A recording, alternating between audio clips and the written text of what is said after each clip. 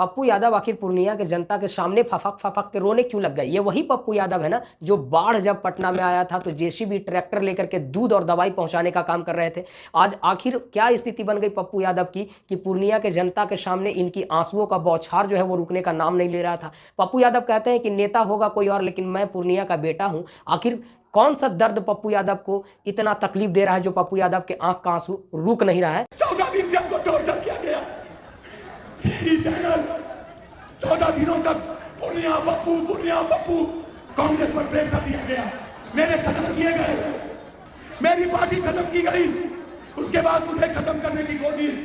आपने कहा बतासा जाए तो जाए, मंदिर नहीं जानी चाहिए। तो पूरी बात बताएंगे, वीडियो के अंत तक बने रहिए। उससे पहले हमारा नमस्कार स्वीकार कीजिएगा। ए टू जेड मंच देख रहे हैं आप, चैनल पहली बार है तो सब्सक्राइब जरूर कर लीजिएगा। देखिए, पप्पू यादव कुछ दिन पहले अपनी पार्टी का विलय कांग्रेस में कर देते हैं इस उम्मीद से कि वो उन्हें पूर्णिया सीट जरूर प्रदान करेगी और उनके साथ न्याय होगा, लेकिन ऐसा होता हुआ नजर नहीं आता है। जिस पूर्णिया पे पप्पू यादव उम्मीद लगा करके अपनी पार्टी को विलय करते हैं, वहां से बीमा भारती जो जेडीयू छोड़ करके अभी अभी आरजेडी में शामिल हुई है, उनको कैंडिडेट आरजेडी की तरफ से बना दिया जाता है और लोकसभा का सीट जो है बीमा भारती दे दिया जाता है। जब मंत्री बनने का खेला बिहार में शुरू हुआ था, का बेटा और पति को किडनैप कर लिया गया था। जेडीयू छोड़ के आरजेडी में शामिल होती है और उनको 2024 का लोकसभा का जो सीट है वो आरजेडी की तरफ से पूर्णिया दे दिया जाता है। और यही कारण है कि पप्पू यादव पूरे जनता के सामने फफक फफक के रोना शुरू कर देते हैं।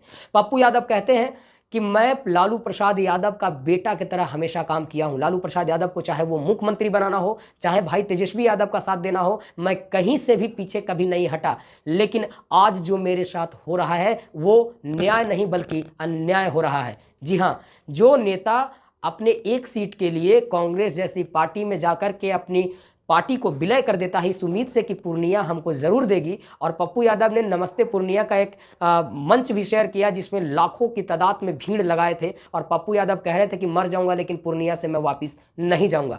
आज वही पप्पू यादव के सामने आरजेडी ने मुश्किल खड़ा कर दिया है और कहना है कि यदि पप्पू यादव गठबंधन में है तो गठबंधन का जो धर्म है वो नहीं निभा रहे हैं और बीजेपी का एजेंट बता रहे हैं बीमा भारती पप्पू यादव को।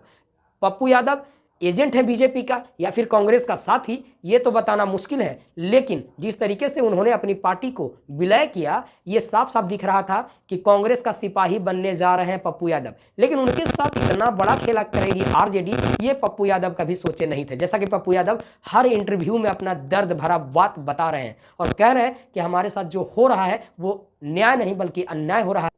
अब पप्पू यादव गठबंधन का हर धर्म को तोड़ते हुए निर्दलीय चुनाव लड़ने का फैसला किए और वो अपना नॉमिनेशन भी दर्ज करवा लिए हैं। बात बताती हुई नजर आ रही है कि एजेंट है पप्पू यादव, एजेंट की तरह काम कर रहे हैं पूर्णिया में।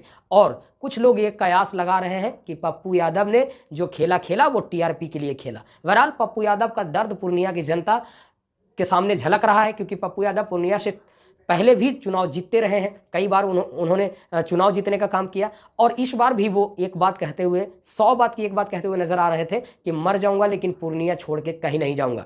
पप्पू यादव का कहना था कि जब मैं लालू प्रसाद यादव से मिला तो उनसे भी एक रिक्वेस्ट किया कि मधेपुरा दे दीजिए किसी और को, सुपौल किसी और को दे दीजिए, लेकिन हमको पूर्णिया से जुदा मत कीजिए। मैं पूर्णिया का बेटा हूँ और पूर्णिया ही मुझे मानती है और मैं पूर्णिया छोड़ के नहीं जाऊँगा। बहरहाल आगे पप्पू यादव चुनाव जीतेंगे ये तो भविष्य के कोख में है, बताना बड़ा मुश्किल है। लेकिन आप क्या सोचते हैं कि पप्पू यादव के साथ खेला आरजेडी की या कांग्रेस? आप अपना विचार प्रकट कीजिए और कमेंट सेक्शन में लिख दीजिए। मिलेंगे किसी अगले वीडियो में, तब तक के लिए जय हिंद जय बिहार।